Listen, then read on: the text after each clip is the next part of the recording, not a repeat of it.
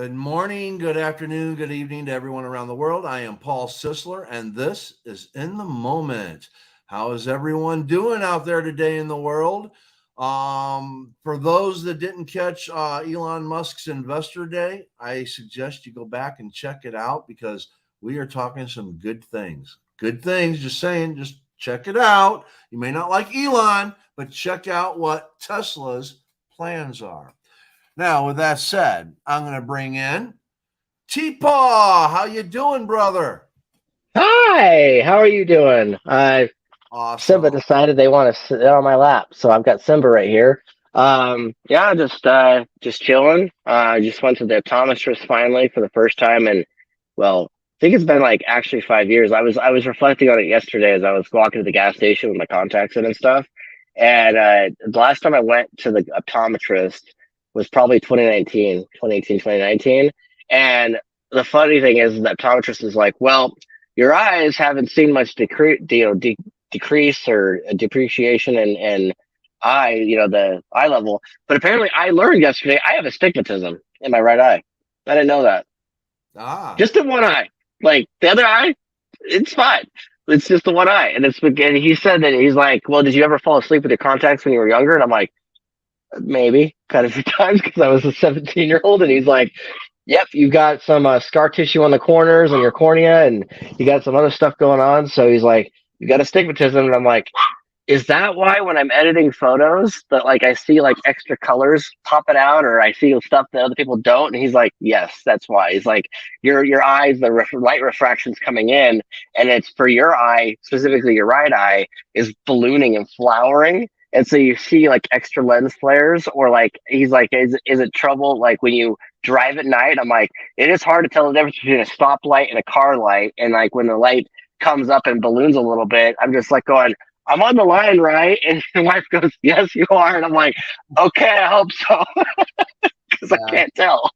yes. My astigmatism is getting worse in both eyes. I just went this last fall to the eye doctor, and I got both eyes. I've had astigmatism in both my eyes since I was a kid. So, and for me, it's remained relatively the same.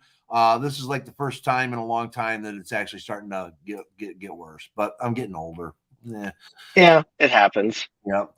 All right. So today, everybody, we have a special guest. We have Sean Michael Stevens with us. We all know him as Sean Michael on Twitter. I'll get his and I'll get that up there for everybody. So what I'll do is I'm going to bring in Sean, and then after we have a discussion with Sean, we are going to go into the hero's journey again, but this time we're going to talk about nonfiction and fiction, personal experiences that we apply and how we do it and why, what we make up and what is reality. So now with that said, Sean, hello. Hey everybody, how you doing? Pretty good, pretty good. How are you doing? I'm doing very well, Paul. I'm doing very well. It's been a long journey for me as of lately, and I'm just happy to be here with you two right now. I couldn't be happier. I'm in a really good place right now. So that's good. That's good. Sometimes certain things have to happen in life to bring us to a place where we can say, "Hey, my God, it's really not that bad, is it?" Right. Absolutely. Couldn't agree more. Could not agree more. All right. So, Sean, if you could just tell everybody a little bit about yourself and your book. Sure, absolutely. I'd love to. So yeah, my name's Sean Stevens. I'm a poet. I published 5 books now. I have the Gift of Life series and a couple other books. I grew up in Massachusetts, Boston. Grew up in Boston, recently moved west. So, I grew up in the inner city. I was a city kid, been a city kid my whole life. So, I really like to, I'm a big family man. I have 4 children. So I like to enjoy what the world has to offer outside of the city. My kids are very much animal driven. They love anything animal and nature related. Which really has really helped me and sparked a lot of inspiration in me within my writing. So yeah, I grew up in the city, and I lived in Massachusetts my whole life. I did some traveling when I was a teenager, traveled a little bit of the United States. So I like to travel. I like to get around, and writing is just my passion. All right. I relate to the four kids and like the nature stuff and the animal stuff because like whenever we go to Antelope Island, there's like a little island that's next to us over in Syracuse, and when we go there, there's lots of buffalo, antelope, of course, because it's called Antelope Island, but ironically more buffalo. Should be called Buffalo Island, but like they've got a ranch there, and we'll go up to the ranch, and there's like the horses and stuff, and we hang out with the horses, and I take pictures of the kids and stuff, just adventuring, exploring. But yeah, no, I relate to that. I relate to the whole four kids thing. They're a big part of your life, I imagine, just like me. And as Paul has pointed out last time, I can't shut up about my kids because they always end up surfacing. Absolutely. Yes. Is the newest book you got Lost to Desire? That is correct, Paul. Okay. All right. So present. Share screen, window. There we go. Lost to Desire, The Early Years. You can get that on Amazon. It is hardcover is $19.99, paperback $14.99. So please check out Lost to Desire, Sean Stevens. And you can even follow the author on Amazon. So make sure you go to Amazon and check out Lost to Desire, The Early Years. Oh, yeah. Is it like you're part of your life or like what's going on there? Yeah, so I'm glad you asked because this book is a very interesting collection. So, my previous books, they cover a range of things. I go from love to darkness, to hope, happiness, to nature, and the Gift of Life series, which was my first series. I had an intent with it. The first one's peaks and valleys, and it's about the ebbs and flows of life, and what we can take out of it. And then it goes into the darkness that follows, right? So part 2 is Darkness Follows, with some of the more darker things that we experience in the human element, right? So, and then the last one is called The Air of Enlightenment, The Gift of Life, The Air of Enlightenment. And that's kind of where it brings you to where I am at this stage. And I wrote all those books in succession, and that kind of traversed, it went the way my life traversed. So this book is a collection, and I call it Lost to Desire, and I call it The Early Years because a lot of it are pieces. I didn't want to call it the Lost Book, but a lot of them are pieces that started with my early journey into writing, accompanied with where I'm at now. So that's where the Lost to Desire comes in. That whole piece of it. So it has it's a unique collection that really is broad ranging. Same thing. It covers mental health. It covers family as a family man now, where I'm at now in my life. And then it also has a sneak peek into me as an author from when I first started. And I found some unbelievable work that, has never seen the light of day that was written, 10, 15 years ago. So it's a great book. It's one of my favorite books that I've written. Of course, they're all our favorite, right? But they're all our babies. But I really enjoyed writing the parts I wrote about this book and rediscovering and redefining the lost ones. So. Yeah. Now, I appreciate that. All right. Now, is this the autobiography? This is not. The autobiography is still in the works. Unfortunately, that was. I'm just about finished with it, Paul. And unfortunately, that's when things kind of took a turn off the highway for a little bit, and I've been unavailable. So I'm looking very much forward to releasing that, and hopefully, I'll be able to sit down with you gentlemen soon and present that book because I'm excited about that book. Okay. Hell yeah, I'm down for that. Yeah, I the last couple episodes actually. Sorry, camera just took a dive. The last couple episodes I actually have been reading from Snake of the Dam, which is my attempt at writing a horror story that blends with thriller and does a bit of genre bending. and it takes on the hero's tale of who am I.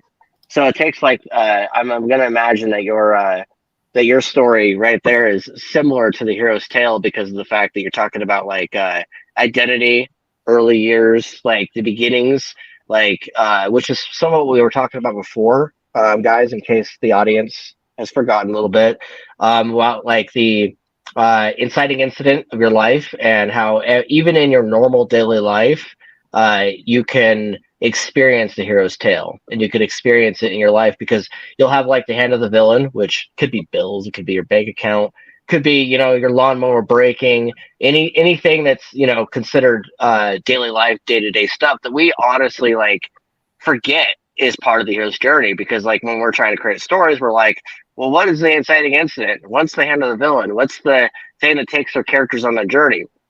Well, the lawnmower could be a quest. Your bills could be a quest. It could be, you know, you having to go to the bank and having to apply for a house loan or apply for a car loan or something, and that's just part of the beginnings. And so, I could apply the hero's journey to literally everything. Hold on a second.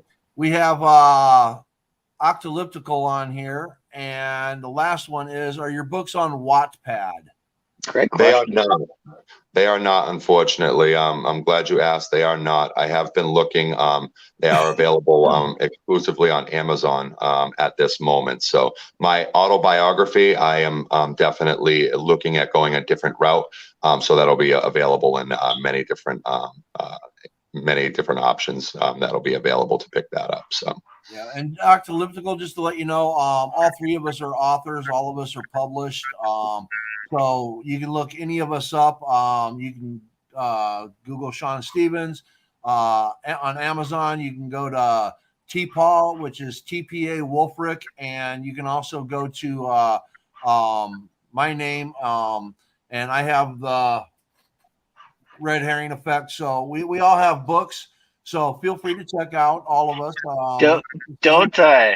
Don't short sell your other stuff, Paul. Like, yeah, you got the red herring effect, but what else do you got? What else do you got for us? I know you got something. Well, I have the Rainbow Prophecy Book 1, Blood Schism. It's not out yet. I have Breathe. I have TJ.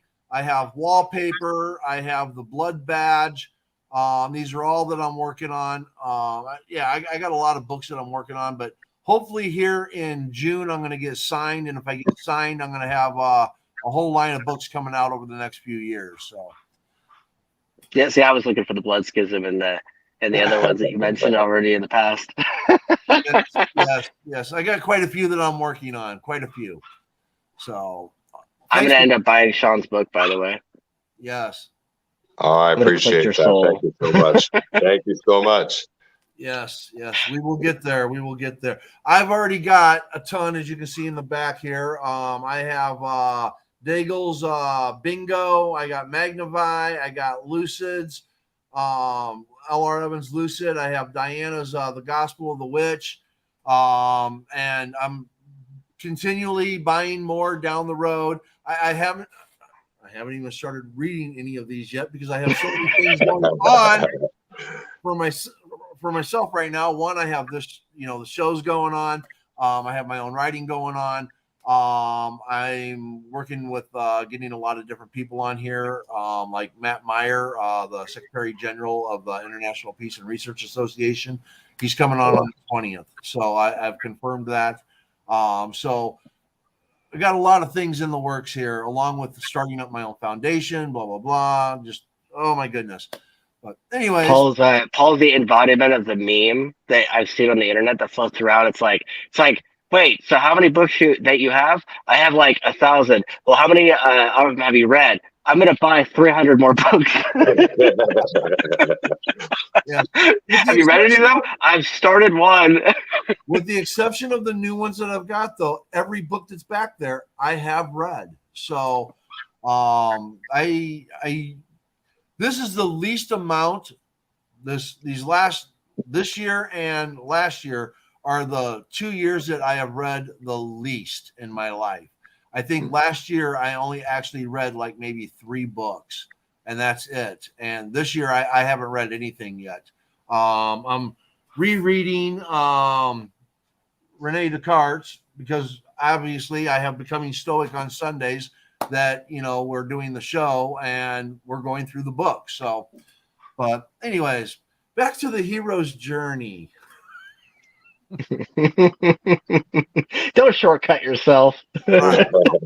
Basically, as we talked about last week, we went over what the hero's journey is. I put up a chart beginning to end on, everything where the hero, starts out in an ordinary world, adventure, testing, comes back, solves the problem, blah, blah, blah.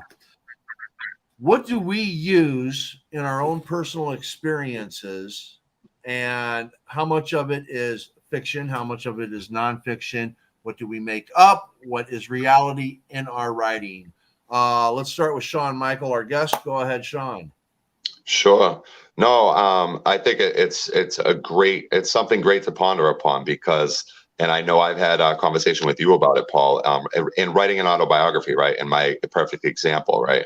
I'm trying to make that autobiography exactly the way things played out. But it's interesting how the human brain conducts itself, right? You remember certain parts of the story, especially when you're talking 10, 20, 30 years ago. Your brain tends to remember the most impactful moments of that.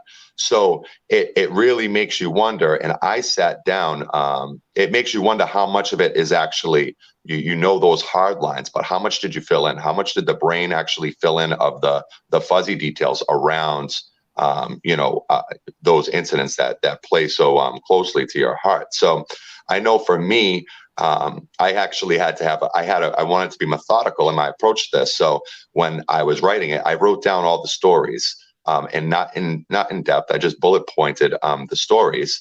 A car incident, a car accident, when I was 16, that type of thing. And I wrote them all down, and then I tried remembering as much as I could about it. And again, it just goes back to that point. So I'm like, okay, I know these high level points about it, but how much am I filling in myself? So it's such a great question to ask, Paul.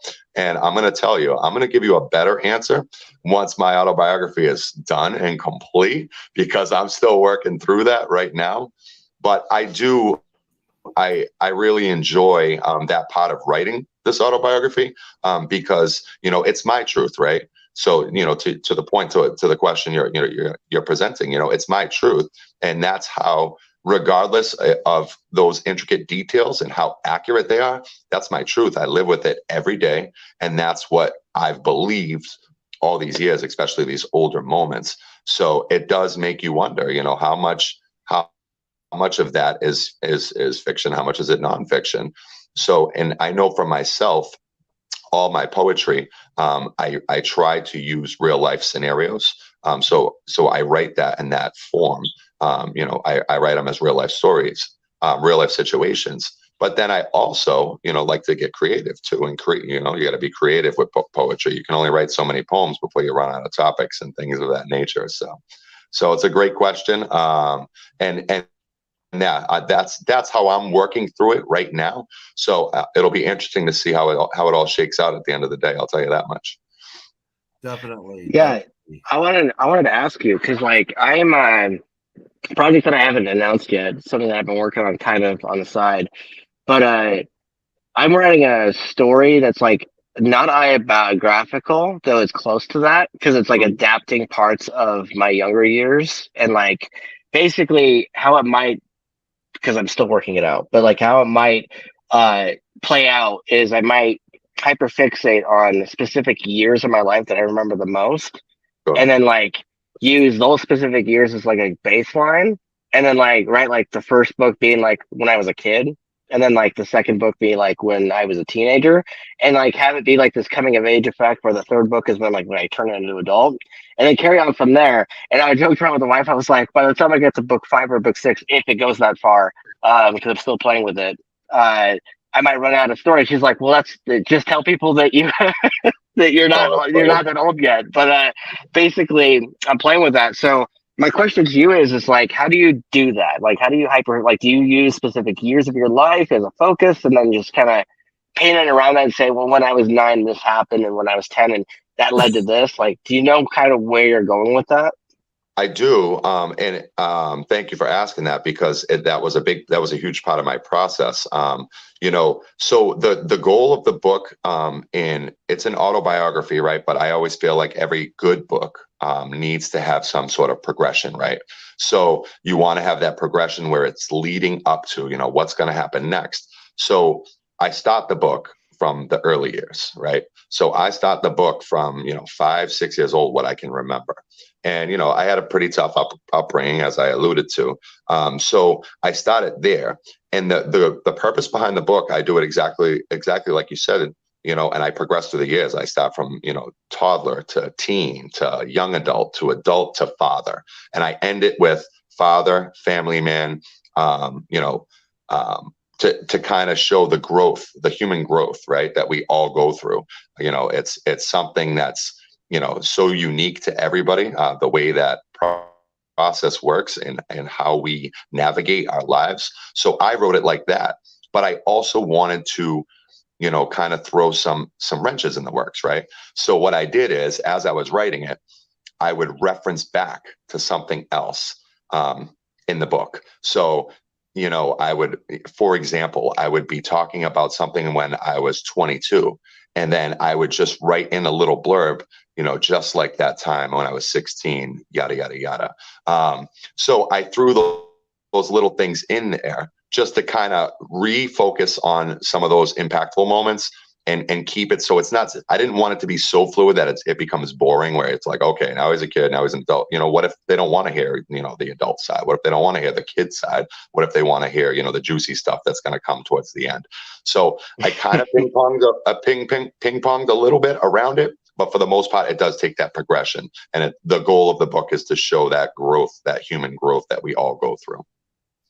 Oh, perfect, perfect. So, as far as how it relates to the hero's tale, and the reason why I'm going to bring that up is because it's part of the topic, is that, do you ever look at the hero's tale when you're doing it, or do you just simply be like, I'm adapting my life? And like, do you make up stuff along the way, or take some liberties just for the sake of the story, or do you like just kind of like, this happened, just cut and dry? Yeah, for this book, for my autobiography, it's very there's nothing there's nothing fabricated in this story. Unfortunately, it's good for all the readers, and I know he's gotten a couple snippets of it. I've shared with Paul on Twitter, and some other folks. So this is going to be, it's very raw, right? It's and that's something that I tossed with back and forth, because you wonder how your audience is going to take that, because it's very raw, and it's spoken, like even the language that I use. I write the book as if, as how you talked as a teenager, right? Like, how did I talk when I was a teenager? I really tried getting into the book that on that level, like, how was I talking when I was a teenager? So there's a lot of swearing and a lot of, and again, it's just to show that maturity that you progress through life.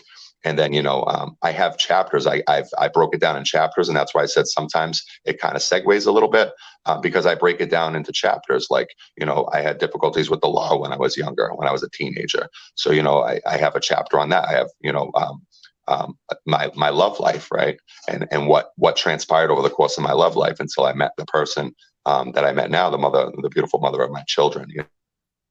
So. I mix it up, but it still stays through that progression. Even when I do that, I start from the youngest and move myself forward for that maturity factor. I appreciate the answer to that. Yeah, no, I was wondering about that, because I was like going, you write an autobiography. Like me, I'm part of me doing it for my thing is to, my wife called it shadow work, which probably isn't wrong. But it's also like to capture like those parts of my mom's life, because she's, passed away and stuff. And like, I kept trying to prompt, people in real life about talking about her and stuff, and trying to write a biography essentially for her. And because none of them were like, my stepdad was like, oh yeah, let's do that. But like my brother and other people were just like, eh. So I was just like, well, how would I do it for me then? That would help, show like the grittiness of like when she struggled as a mother as a teenager versus her becoming an awesome grandmother with my kids, and like just kind of having like a redemption arc of sorts. So it's just as much as like a story about me as it is about my mom. And like, what was like one of the things that got you to do this in the first place? Was it shadow work? Was it like therapy? Was it like just you felt like it? I mean, honestly, it's a great question because it was a therapy for me. So I've lived through a lot of traumatic events throughout the course of my life that really altered my life forever. And you don't share that stuff, right? We share it with our close knit group. And that's one of the things about this book, why I was so hesitant to write it, because it makes me very vulnerable, right? It's going to be in my name. I'm putting it out there. There are family members that I've already told them, you're not allowed to read this book. You cannot pick up this book. So, it's pick it up though. They're going to pick it up. Oh, of course they They're are. like, don't kill me. Like, you will hate me after this. Exactly. Don't do that. Exactly. Why? Don't do that. Why? Don't do that. I'm going to find out why. Yep, exactly. So yeah, but it really was. It was a therapy for me, because you never really, as and life was always so busy for me. I started out at a very young age, on my own. So, it's always been so busy. So you don't reflect about it, right? You compartmentalize and you block things off, and you're like, okay, that was a rough patch. And for me, my perfect example is I've had 3 really bad patches in life where I was at rock bottom. Absolute rock bottom, and I've climbed my way out. And I use, as a father, you can appreciate this. My children, like, I have the most intellectual conversations, and my 7 and 6-year-olds amaze me. And we have these conversations. I tell them, I'm like, listen, like, you're gonna fall down many times in your life. You're young, you're a kid, you're gonna make mistakes. The point of living, like, that is part of the process. As long as you get up, right? Don't let anything ever knock you down too far. Make sure you keep getting up, right? You got to have that fight. You got to have that in you, because life isn't perfect out there. Things are going to go not your way. And as soon as you let that absorb you and take over for you, you're putting yourself in a bad position. And I wish somebody, when I was younger, had that foresight to have that same conversation with me, because I became a rebel, right? As everything, 16 years old and the world's turned against you, you become a rebel, and you're like, well, forget everybody. I'm going to carve my own path, and everybody is just in my way. And, it leads to bad decisions and yep. Things of that nature. So yeah, I compartmentalized everything, and I never dealt with it. So when I started writing this book, I'm like, wow. Because especially that process, sitting down and writing, I wrote all those different experiences, and I'm like, oh God, I remember that. Do I really want to remember that? And I'm like, oh, do I want to put that in the book? It is. It's an interesting process. So I wish you well on your journey here, because but it was absolutely healing, without a question of a doubt. It was a very healing moment when you actually write those chapters about those, especially traumatic or any difficult, decisions that you had to make in life or situations. Yeah, was it ever like scary or terrifying, like revisiting stuff that like may have plagued you, or you didn't even realize it was sitting in the back of your head, just scratching an itch, and then suddenly you start visiting it and you're like, oh my God, all this stuff. It's amazing, because, and I'm sure you'll go through the same thing when you go through your process. What amazed me the most is the reflection I got out of some of the things. I pulled things out of those situations, and again, I never addressed them, right? I never addressed them. So as I was writing them down, I started getting these emotions, right? I'm not an emotional creature. I've never have been, but I started getting these emotions like, wow, and I started seeing, the bigger picture. Like, I tried looking at it. I always looked at it from my age, and now I'm like, here I am, a grown man, and I'm looking back at that situation. Was it really that bad? Was it, did I overplay this? And all these emotions come through you. I was angry. Should I have been sad in that moment? Like, I'll give you a quick example. My father was an alcoholic, right? And he is a big piece of that, because he was not a good person, right? But at the same time, looking at it now, so back then, you despise that individual for all the wrong things that transpired. But knowing now that, I've met plenty of alcoholics in my life. That's a disease, it's a disease. So now I have that reflection back, like the hatred that I had in my heart, it was from a 16, 17, 18-year-olds not knowing any better and not knowing how the world functions aspect. So it's very eye-opening when you really start breaking those down, and buckle up for the emotions, my friend, because I was all over the place. All over the place. Well, oh shit! Like you suppress something, and I want you to really think about this, because you're saying, well, I had this hatred when I was a 16, 17. Hatred's an emotion. You had all these emotions. You've always been an emotional person. The thing of it is, you suppress those emotions because you dealt with what you had to deal with, and you put the emotions aside, you suppress them, you put them up on a shelf, and during your process, you got to recognize what you repressed. Mm-hmm. And with that comes this flow of, oh my God, I now feel it. Now I feel it. Now I feel it, which is a good thing. It's a good thing. And we all go through certain aspects of doing that throughout our lives. Some of us, we do it at a lot younger age. Others of us, we wait until we're on our deathbed. So just be thankful that you've gone through it now, and it's not something that you're going to have to go through later. You're able to recognize that. So that's some great growth. And yes, thank you for making yourself vulnerable, because not a lot of people share this kind of stuff. Absolutely. Yeah, I was gonna say thank you for, not only being willing to open up about this stuff, but also like really just taking that effort to write this project and write, those times of your life, because there's gonna be someone out there who's like, how do I deal with this? How do I progress through this? Like very confusing, rebel years, very confusing early 20s where you're supposed to just know how to pay a power bill or know how to pay the rent or know how to come up with things when you come up short. And then they could turn around and be like, oh, Sean did it. And he did it. And then they start reading your story, and then maybe even turns into a guidebook, like of how to get through your trauma or get through, the bullshit you're having to deal with day to day. So I definitely thank you for taking the effort to go through that part of your life and kind of figure it out and write it down. Absolutely.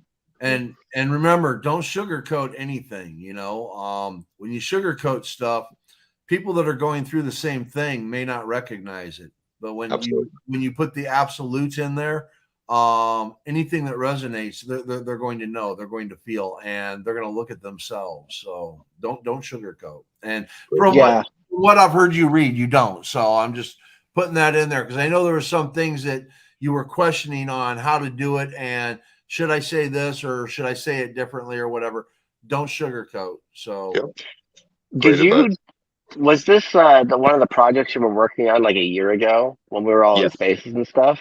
Like I remember I'm getting flashbacks now of being in the spaces, and like I was probably cleaning the fridge for 80 minute time or cleaning the floor or something. I was probably doing housework while you were reading stuff. But I think that you read out passages from this body of work that you're talking about. I seem to remember maybe. Absolutely. So, and So when I end up buying it and stuff and reading it, I'm gonna be like, I remember this part. So T-Paw, in your work, what do you fictionalize, don't fictionalize, make up, or actually put the reality in relation to That's the funny concept. So whenever I'm writing, because like Harry Potter was such a big part of my life when I was a teenager, I often hear Lucius Malfoy's words in my head when I'm like writing anything. Because I don't know if you remember Order of the Phoenix, Jason Isaacs' expert performance as Lucius Malfoy, but he's like, Potter, you must learn to decipher the differences between dreams and reality. And I'm just like, every time that I write anything, that always pops in my head. But basically, because dreams are a big part of our life, right? Like they're a big part of like how we try to discern the future or how we try to determine the past, because sometimes big moments from our past. So when it comes to writing the hero's tale, and just writing any fiction whatsoever, I'll make up stuff. Sure, I'll make up quite a bit. But there'll be times where I'll be writing a scene with like friends hanging out, or I'll be writing a scene where, you know, essentially two lovers are together, or like it's a father son conversation. And a bit of my dad pokes through. A bit of my dad pokes through with, like, for instance, Peter's dad is kind of a version of what I, you know, experienced as a teenager. Because, like, you know, because Peter's, you know, 15, 16 years old in the story right now. And so whenever I'm writing that, you know, as a 30s person, I'm like going, well, how do you write a 15-year-old again, or how do you write a 16-year-old? So I'm like, okay, well, let me go back to that the well that I know of as what it's like to be a 15, 16-year-old kid, and how you're, you know, dealing with your dad. So a bit of that pokes through, and I end up like writing dialogue that my dad would have said, or writing dialogue that I might have said back, while trying to keep that tell that line of like who Peter is as a person, and not like overstep and essentially make him a self-insert of me. So I kind of like inject the intricacies, the nuances of how we are in real life versus how a character would be in a fictional story. And so it's kind of a hybrid. It's kind of a hybrid of both. It's like, yeah, I'm making up the fact that these two characters are talking, but at the same time, like, what I actually discuss with my dad is poking through. And like some of the stuff he might have said, like there was a part of the story a couple of years back in one of my older books, Crimson Nightfall, where there was a part where Peter's talking to his dad, and his dad's like, "Do you not understand that what I'm trying to do is protect you? Do you not understand like what I'm trying to do is do this or do that?" And like, and then like there was a part where like he said that line, a version of what my dad has actually told me, where like he is like being passive aggressive, but like he's also trying to be, you know, loving and protective.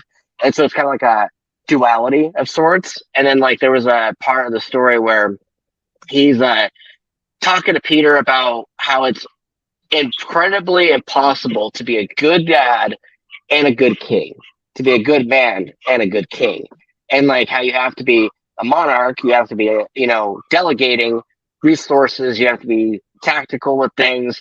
And so, like when I was writing those parts, I was suddenly remembering when my parents were divorcing. And I remember my dad telling me a long time ago, so we were watching Rome or watching some other show, and he tends to use TV shows to teach life lessons and stuff. And he'll be like, you see how that part where that king does in that scene where he was trying to dictate or govern? And I would be like, well, what about his kid? Like, he treated his kid like crap. And he's like, I'm going to remind you that it's impossible to be a good man and a good king. And like, he's like, because you've got to do terrible things. You have to do great, but terrible things. And he's like, and often the greatest rulers of history are not good people.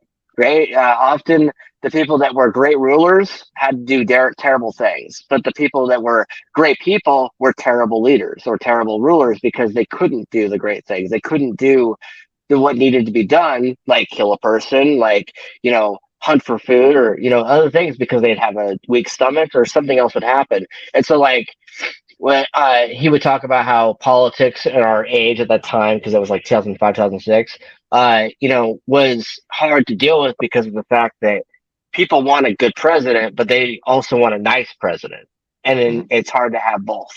And so a bit of that reality was injecting itself in the narrative in that way. It's kind of like a hybrid. It's not like an autobiography like Sean here does, where it's like, this is brutal, raw, red truth. Boom. It's more like I'm waving a wand and trying to mesh reality with fiction. And that's to your question. How do you do that, Paul? Well, first of all, anything that I can imagine, I'm imagining it. So that's nonfiction. I'm imagining it. Even if what I'm imagining is fiction, it's still nonfiction because I can imagine it. All right. So I'm kind of going a little philosophical here. So everything that you can imagine, whether it's something that actually happened to you, based on something that happened to you, the emotions that you utilize with that, you see something horrible, you wish you could do something about it, but you know that you can't. So you imagine that you're an all-powerful wizard or you're an all-powerful whatever and all that, and you take out the baddies, okay? And as you grow older, your application of that power comes in many different forms. where as a kid, you might imagine that you were something, mythical or something like that. And as we get older, we start to imagine being a person of power, whether we own a corporation or we're a politician or things like that. We imagine these things that we can do. So that nonfiction fiction that we create in our heads comes from all these sources that we have from the outside, whether it's from our parents, whether it's from our relatives, whether it's from what we watch on TV, whether it's what we experience at the workplace. All these things are us. Okay. So everything that you're putting into that hero's journey is you, whether it's from a perspective, a personal experience, a personal witnessing, a personal story that somebody's told you that you analyze and utilize it. Everything that you get, it's all you. All of my characters are me in some way, shape, or form. They're all me, or what I wanted to be, or what I believe I should be, or what I could be. So when I'm looking at the hero's journey and I'm putting in parts of me, there's certain thoughts that I have. When you take like TJ, okay, I am TJ because I want all this power to eliminate everything that's bad in the world. Okay, psychologically, that's what I want. And if I could manifest myself into becoming an all powerful angel / demon, this is what I would do. This is who I would be. I would eliminate all evil, at least what I consider to be evil. Because when you really think about it, good and evil is based upon the perception of who's deciding what's good and evil, where you look at somebody from the church, they might decide that having sex with multiple people is evil, where I think that orgies are just a fucking blast. Okay. Again, I consider that a lot of love and a lot of companionship, where somebody else might not look at it that way. So when it comes to my writing, I try to put in a little flavor of every part of myself, the good parts, the bad parts, the things that people may not know about me, little Easter eggs here and there. So all of my writing is me, and I think that when we really look at everything that we've written, okay, what you've written, T. Paul, what you've written, Sean, if you really take a look at it, truly, isn't it you? Yes. Absolutely. Like, seriously, like, Peter is a self-insert, even though I denied it for the longest time. My relative actually read the story and was like, "This is a self-insert, blah blah blah blah blah." And I'm like, "No, it's not." And she's like, "Yeah, it is." She's like, "Well, where's the mom coming from?" I'm like, "My mom." And she's like, "Where's the dad coming from?" Kind of like my dad. She's like, and then she started painting the picture of like what it was, and I'm all like, "Son of a bitch." Well, one of my narrators that I actually, like a lot, and I tend to write a lot. I mean, Orion's more fun, but Violence is probably going to be fun too. But like Peter, definitely self-insert. I try to balance fiction with reality, but when you get down to the DNA of the character, it is very much a self-insert. So right. So, and this is where when we were looking at what's nonfiction and fiction, all of my thoughts are nonfiction. I think, therefore I am. So all of my thoughts are nonfiction. Can I shoot fire from my hands? No. So there's the fiction. There's the fiction. The reality is if I could, I would. I thought it. So that's what I want to do. Mm-hmm. But I can't shoot fire from my hands. So my character shoots the fire from the hands.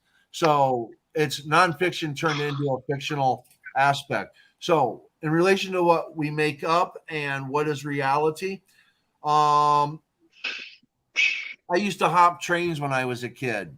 All right. Something that you wouldn't do nowadays. Now, of course, in my remembrance of it, those trains were going like 100 miles an hour when I was latching onto it and jumping up there. The reality, it was only going maybe about 2 miles per hour. Okay.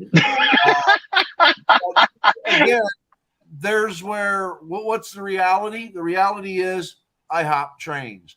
What's the makeup? train is probably going a little bit faster than what, it's going to be in my autobiography when I do it.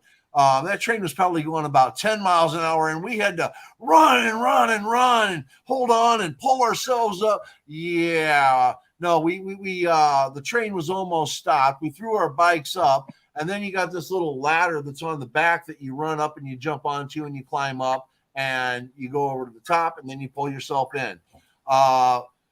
If the ground was high enough, because we got to remember a lot of train tracks, they come up like this. So in the movies, when they show people running beside the train and are pulling themselves up, no, that's not the way it works. In some areas, when you get into town, it's not as much of a upgrade. So you can actually pull yourself up into the side. So it depends upon where you're at, but you're out in the country. You are not pulling. When I see that in a movie, I'm like, no. That's not real life. That's not I real used to hop theaters. Like we'd get out of a movie theater at like 3:00 and we'd jump into a 3:55 or 4:00 showing, and then like and then like another movie would be starting at like an out like 20 and 30 minutes later. We'd hit the concession stand, act like we paid for the movie, and just walk in and watch the movie. That was the reckless part of me when I think it was like 16. My dad would be nice and pay for another movie, just so we could watch the movie and whatever. But then we would sneak into the next one after that, and we'd spend the entire freaking Saturday just hopping movie theaters. We've all done it. Yep. Paul, I got a question for you. Well, not really a question, but just a statement is, it's such an interesting perspective that you brought up, and it's actually making me reflect right now on this autobiography because, to your point, all these memories, right? As a child, those memories, how much of that is actually fact? You viewed it from such a different perspective. So how skewed was it? To your point, that perfect railroad, example. When something happens when you're a young child, the impression is so much more, and there's so much more emphasis on it, and it's so much more dramatic. So for me now, writing an autobiography, looking back at those childhood memories, I wonder how much of that could have been embellished a little bit, because I remember it exactly like that, but I was remembering it through a different set of eyes, a very youthful set of eyes that was much more impressionable. So it's a very interesting perspective. Well, it feels bigger than it is, and then like you end up realizing that you're an unreliable narrator as much as you believe you're a reliable narrator, which is actually one of my favorite things to visit when it comes to fiction. Exactly. Let me give you another perspective. I just actually used this in the flow with Shadow Fox. Okay, Town Square. There's this giant cube in the center of Town Square, and the north side is blue, the south side is red, the east side is yellow, the west side is green. You come in from the north side of town. I come in from the south side. T-Paul comes in from the west side. And later on, we all meet in a bar on the outside of town. And we're like, God, did you see that big blue square in the center? No, it wasn't blue. It was yellow. No, it was red. Yep. Okay. Yep. We all saw the same square. Yep. Now, I'm 6'4". The square only looked like it was about 20 feet tall. T-Paul, he's only 5'4", so he thought it was 30 feet tall. Sean, he's just kind of nearsighted. He thought it was like only 10 feet tall. So how tall was it? Yep. What color was it? Now, again, everybody saw it, and we all remember it the way we saw it. Mm-hmm. And all of us are telling the truth, but we all see it differently. That's Correct. life. That's life. Your perspective, that's going to change how you're going to see what's going on. So your story and how you remember it. I know that when I was a little kid, everything was bigger. Of course, when I was a little kid, I was only 3 foot tall, and something that was 10 feet tall looked 20 feet tall. And being 6'4", something that's 10 feet tall looks like it's only about 8 feet tall until I get up to it. And then it looks like, oh shit, that is 10 feet tall. So where's the embellishment and where is the accuracy? There isn't any. Mm-hmm. There isn't any, because what we remember is what we remember. And do we change it? Do we add to it? our mind will try to make it make sense so that we can comprehend it, so we can put it out there. So, is it accurate for what we are, for how our mind works? It's absolutely accurate. Mhm. Oh, it is. Yeah, it's such a good point. And you know, and I'll just double down on the whole perception thing because, you know, I grew up inner city, tough neighborhoods and all that. Nobody, you know, I'm the type of person when I'm driving down the street, I'm looking at every car that's passing by me. I'm walking down the street, I'm staring at every person going to and from because you never know, you know, what anybody's true intentions are. And then I was sharing the other day, I just got a major blessing that I've, you know, my whole life, I've never had such a blessing. Somebody who really helped me and my family out. And you know, my perception is people don't exist like that out there, right? Those people just don't exist anymore. And this person literally, with one act of kindness, changed my perception after 40 plus years. My perception has changed in an instant by the snap of a finger. So it goes to show you how much, you know, and again, because human plight is like, and just human emotion, something I've always been very in tune to. You know, as much as I like to say I was in tune to that, I would never, if you told me somebody could change your life tomorrow, I'd say absolutely not. I'm set in stone. I am who I am. And it just happened to me. So it just goes to show you perception and learning. It happens throughout your whole life. There's no stop to that journey. It just continues. Yes, I feel like I'm in my stoic space now. When we look at things, the most important aspect in anyone's life, period, the most important aspect in anyone's life, when it comes to what you take in and how you perceive things and how you want to, you know, present yourself, okay, is all based upon how open you are to difference. Mhm. Okay. The more open to difference you are, the more knowledge you're going to bring in. The less open you are to difference, the less knowledge you're going to bring in because you're closing your mind off to certain things. The more you open your mind up, the more you're going to take in. And you've now reached, just from what you're telling me, this point in your life where you used to be like that, and now you're like this. I'm open. Bring it to me. I'm listening to everything. I'm willing to learn. I'm willing to grow. I'm willing to be better, stronger, smarter. Give it all to me. And I'm willing to look at something. It's something that Shadow Fox and I have talked about quite a bit and all that on how we close our minds off to certain things and we have to open our minds up. And the more that you do that, the more you're going to pick up on things. When I wrote my book, I went into it with a open mind, but I also had a belief system. And this is the hardest thing to crack is a belief system because you're so ingrained into that belief that you're not willing to open yourself up to the fact that you could be wrong. Mhm. Because no one likes to admit that they're wrong because that's shameful. That's, you know, humiliating, you know. Oh no, I got it wrong. Well, once you can accept the fact that you can get it wrong and you're willing to open up and change to not get it wrong, that's when you become a better human being. And when I wrote my book, when I did the research into that, I went into it and I had beliefs, but I also wanted to write an extremely factual, accurate book. And I had to look at things in a whole new way. And my belief system on a multitude of things changed. And I was willing to do that. And if you're going to go forward in life, you have to be willing to do that. Thank you, Bryce. Absolutely. Perspective is everything. It establishes a baseline that you use to judge and take further actions. Absolutely. Oh But yeah, my perspective on everything changed after I medically died. I was where Sean described himself as being, you know, everyone's got a second motive. You know, we're gonna doubt everything we're told and everything we're accepting. And now, while I'm still dealing with that part, because it doesn't leave. It sort of just kind of sits in the back burner, and it's the inner cynic.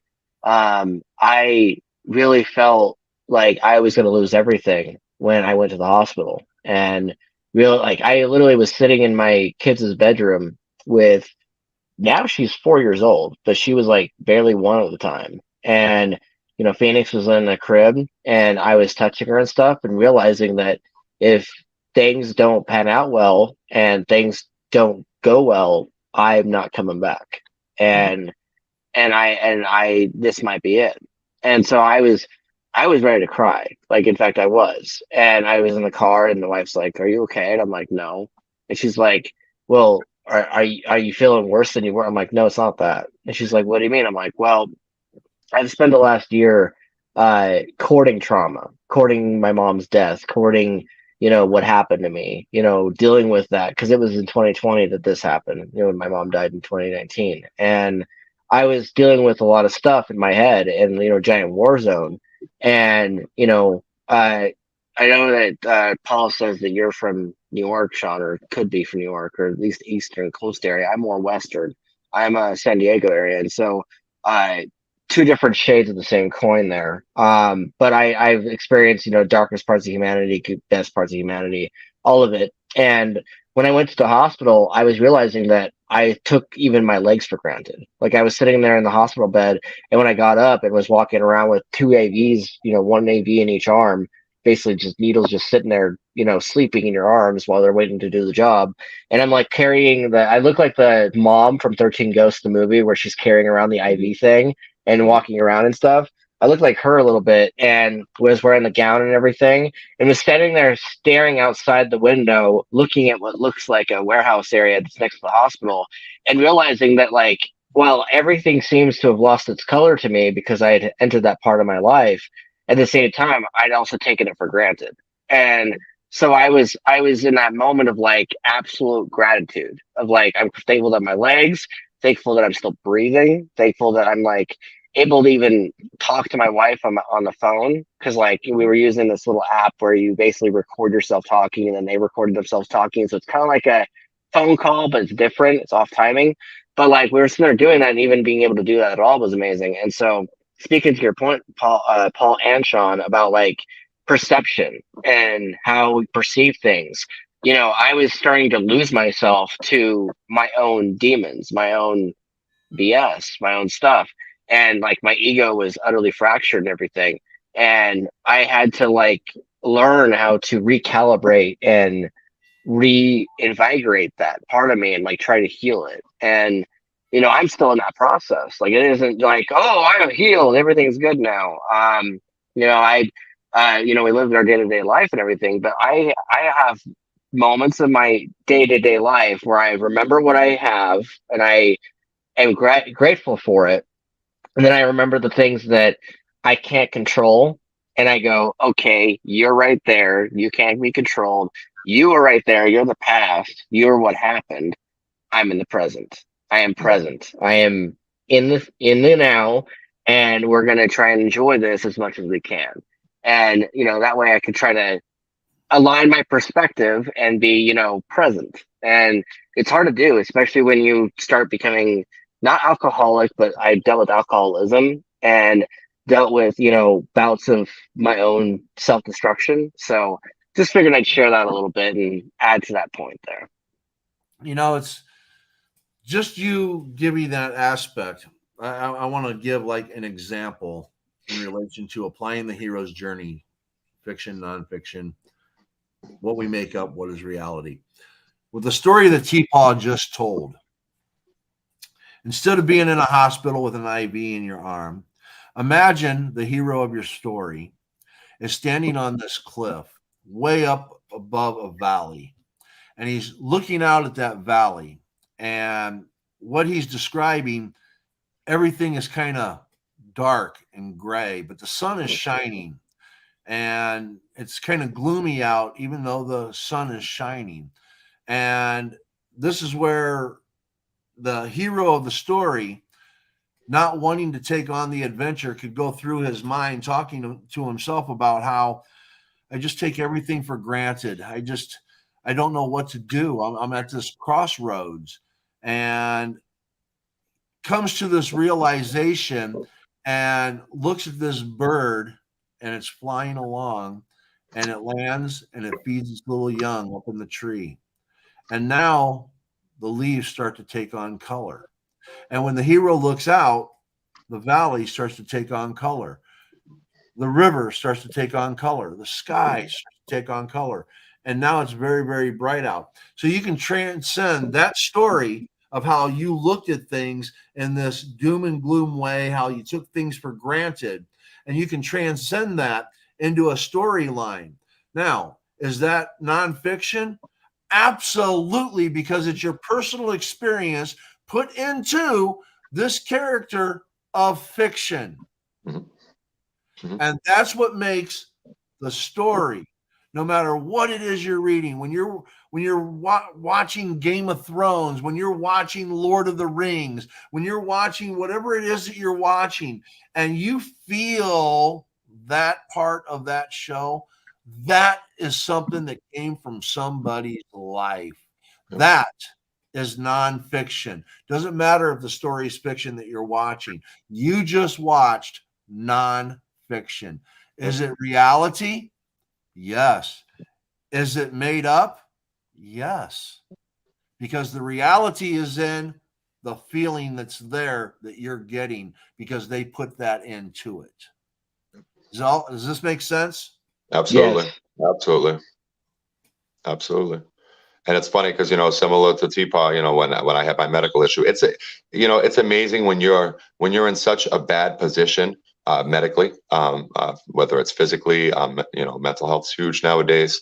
And when you're in that bad of a place and you get out of that place somehow, some way, whether it be, you're a religious person, whether you believe, the universe just kind of works itself out, when you get out of that position, the reflection and the appreciation for everything is just it's an ominous feeling almost, because you're like, have I been that negative? Like, to Teapot's point, just walking without IVs jammed in my arms.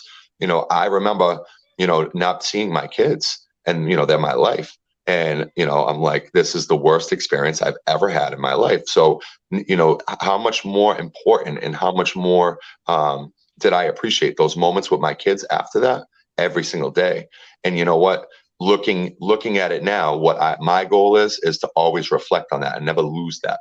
It's that old common saying that you never forget where you came from, right? You never forget where you came from, because once you do that, and you lose sight of the bigger picture. So great, Yes. great stuff. Everything that Sean just said and more. Yeah, no, I had to deal with the last year and a half. I've been going through a thing uh with our family, and like I had to have someone visiting us a few times a week. Uh, Part of why the podcast got pushed off by an hour or more, and told Paul about it personally and stuff like that. And he's like, "Oh yeah, we'll just push it off for a week or whatever." And because like stuff was going on, but like it really kind of helps you really see perspective and really level you out, because like when we're getting lost in our own torrent, and we're even if like it's like, oh, the car broke down, or the rent is late a little bit, or the power bill didn't get paid all the way, or we're behind on something. And even though it seems so simple and small, we ourselves in our minds will make that three times as big as it actually is. And we'll think it's the worst thing in the world. And then suddenly, when like actual true worst things in the world happen, then suddenly that's catastrophic. And so you got to like level out and be like, wait, let's keep it simple. Let's keep it small. Let's be present. Understand that this is a very easy thing to get through. Let's not lose our shit over it. Yeah, it's true. Yeah. It helps us appreciate what we have even more. Exactly. Absolutely. And in my life, I've been through a lot of things, and some good, some bad, and I've always come through it. And the hardest part of my life was in 2011 when I was in an accident. I was told in 2014 within 5 years, I probably won't be walking. It's 2023. I'm still walking. I've been through a very, very dark place mentally since 2011, and I keep getting brought back up only to have things go back down. And for those that know me, my wife passed away a year ago, and after that, I was in a really, really dark place.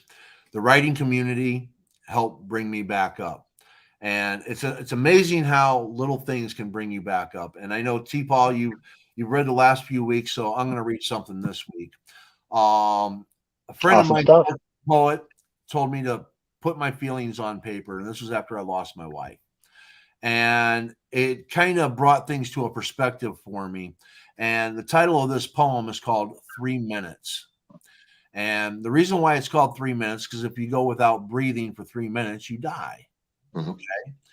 And this is what I wrote after my wife passed away. My forlorn heart is fighting a lost war. Desperate for life, it beats within my chest. My breath is lost. I have 3 minutes more. My brain battles against the losing score, demanding peace and a longing to rest. My forlorn heart is fighting a lost war. When she died, her passing shattered my core. The cancer came and started at her breast. My breath is lost. I have 3 minutes more.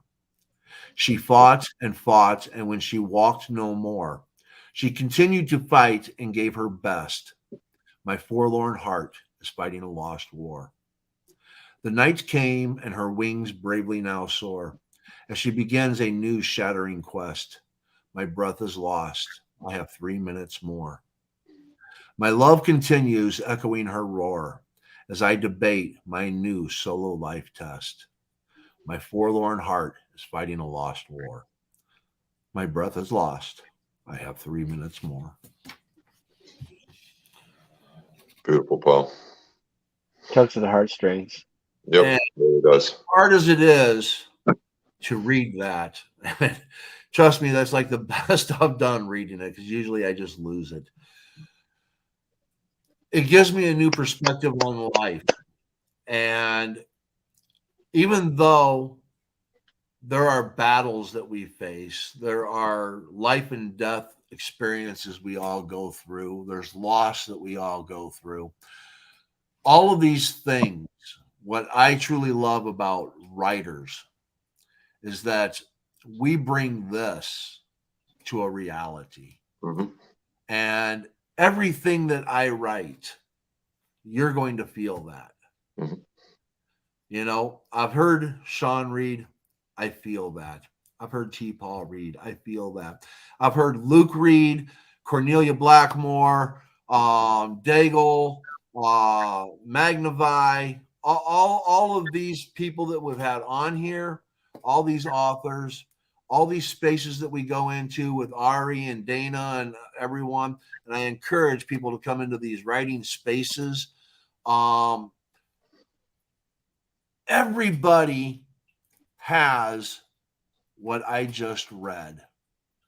Everybody has that heart. Everybody has that soul. Everybody has that within them. Unfortunately, in today's world, a lot of people want to suppress that. They don't want to feel. They want the next quick 30 seconds on TikTok. Got to keep scrolling. Got to amuse my mind, pass things on. And I guess what I'm trying to say with all of this is it's kind of what T-Paul brought up. This is kind of what brought it back into me. There's a lot of things in life that we take for granted, and we take people for granted, that everybody's either as happy as we are or as miserable as we are or as delusional as we are, or whatever the case may be. We think that everybody else is like us. Nobody is like you. Nobody. We are all individuals that have our own perspective on things, how we feel about things, and how we handle things and how we go through things. And this is what we need to do as the entire human race. Open ourselves up and be willing to take things in a little bit more and to learn. Because once you think you know everything, once you think you have everything down and you've got it all, I'm sorry, you've lost. Mm-hmm. You So are true. lost. Very true. Oh yeah, no, I myself was one of those people. Yep. I was under the impression that I knew everything, and then under the impression that I had it all figured out, even though we were pretty destitute where we were at. And then I ended up in the hospital over it. So, you know, you never know, and I'd always be open for learning. I really appreciate Sean being on here to share, you know, his progression and his life and how it can apply to the hero's tale, because hero's tale is not really like, it's not a formula. It's, if you even try to turn it into a formula, you're gonna fail, or at least not do as good as you could have. It's more of a guide. It's more of a guidebook of like, hey, you know, in this particular story, you can hit the note here as far as like showing us how powerful that bad guy is. Whether that bad guy is the Bills, whether that bad guy is some demonic lord person who has powers, whether that bad guy is Freddy Krueger, whether that bad guy is a Jedi or whatever it is. Notice I didn't say Sith, because you could invert that. But you could have any particular bad guy, and it would be the hand of the villain. You could have any family members that are together, whether it's your coworkers, whether it's an actual blood set of family, like whether it's brother and sister or something like that. That'll be your family, and they all would go on this journey, and they'd all, you know, have this theme, thematic structure of like what the story is itself. And as long as you just hit the points and you hit the, you know, because Sean, you may be writing nonfiction, but you just wrote your own hero's tale. Like you wrote a hero's tale, and you have a beginning, middle, and end. You have characters going on a journey. You have your main narrator who's going on a journey. Is like his accounts reliable or unreliable? That's the question. Like you could yourself can confirm, yeah, this happened, or you could just be like, I don't know, keep reading, and then, you know, they would still be, you'll be stuck in a tailspin trying to figure out what actually happened. The only thing that matters is that you wrote it down and you know what happened.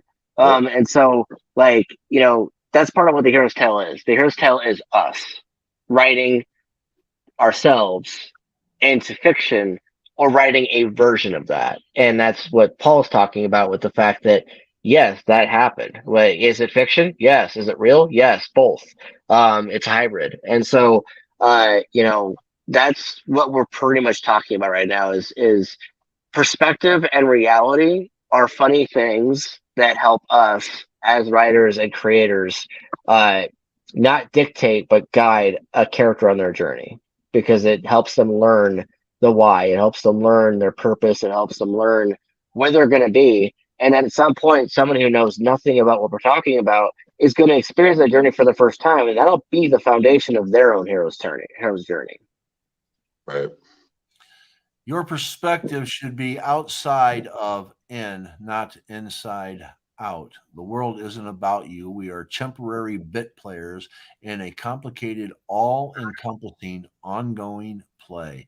Absolutely well said, Bryce. Well said. And Existential philosophy. buying into that simple perspective shift changes everything. Yes, it does. Yes, it does. Surely. I am not the world. I am not the world. We all think we are. Until we don't.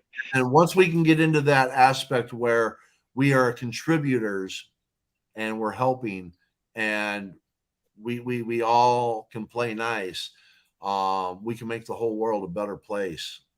Period. Agreed. Absolutely agreed. All right. Don't take off yet, Sean, and all that. We'll have a little after the show chat. Sounds great. This has been a great show and all that. What the last words I have with the hero's journey, just remember, everybody is on that hero's journey. Everybody is on that hero's tale, whether it's a day-to-day event, whether it's a situational event, whether it's a lifetime event. We are all on that hero's journey. We are all heroes in our own way, in some way, shape, or form. The three of us, here we are, the things that we've all been through, and we're still sitting here. We're living, we're breathing. We're on a show together talking about, you know, some good, some bad, some ugly. And hey, we're all living, we're all breathing, and we're all sharing, and we're hopefully making this world a better place. So with that, remember, everybody, be kind, be happy, and make good things come your way. Thank you. Go create